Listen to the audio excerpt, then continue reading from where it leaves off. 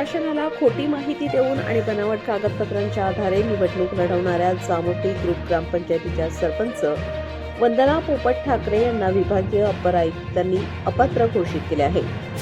3 अपत्य असताना देखील केवळ 2च अपत्य असल्याची खोटी माहिती निवडणूक अर्जात सादर केल्याचे चौकशीत निष्पन्न झाले आहे. बघूयात नेमके प्रकरण काय. जामोटी ग्रुप ग्रामपंचायत निवडणुकीत वंदना ठाकरे यांनी आपला नामनिर्देशन अर्ज दाखल केला होता. मात्र त्यांना 3 अपत्य असून त्यांनी ही माहिती लपवल्याचा आरोप अर्जदार सखुबाई रोडू साबळे व इतर सदस्यांनी केला होता. या प्रकरणी माननीय विभागीय अपर आयुक्त यांच्याकडे अपील दाखल करण्यात आले होते. तपासात समोर आलेले धक्कादायक वास्तव विभागीय आयुक्तांच्या आदेशानुसार गटविकास अधिकारी साक्री कुडाशी प्राथमिक आरोग्य केंद्र आणि पोबारे कुडाशी ग्रामपंचायत येथे सखोल चौकशी करण्यात आली. या चौकशीत खालील बाबी उघडकीस आल्या.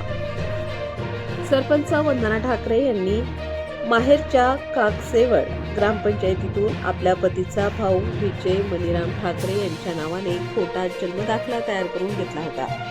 यात कुटुंबाचा देखील सहभाग बघावयास मिळत आहे. हा बनावट दाखला तयार करण्यासाठी त्यांचे वडील यशवंत चौरे, पती पोपट ठाकरे आणि दीर विजय ठाकरे यांचा सहभाग असल्याचे गटविकास अधिकाऱ्यांच्या अहवालात नमूद करण्यात आले आहे.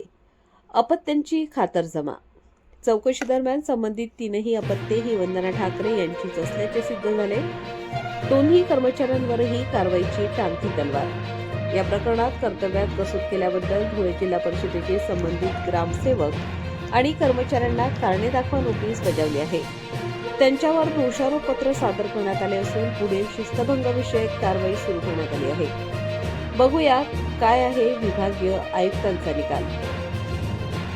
सर्व पुरावे आणि चौकशी अहवाल विचारात घेऊन विभागीय अपर आयुक्तांनी 25 मार्च 2026 रोजी निकाल दिला. यामध्ये वंदना पोपट ठाकरे यांना सरपंच पदासाठी अपात्र ठरवण्यात आले आहे.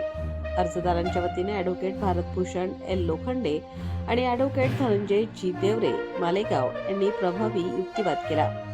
शासनाची दिशाभूल करून बनावट कागदपत्रे बनवणे हा गंभीर गुन्हा आहे. या प्रकरणी दोषींवर फौजदारी गुन्हा दाखल करावा अशी मागणी सखुबाई साबळे व सदस्यांनी केली आहे. तसेच सरपंच पती पोपट ठाकरे संचालक कृषी उत्पन्न बाजार समिती यांच्या हकालपट्टीचीही मागणी जोर धरत आहे.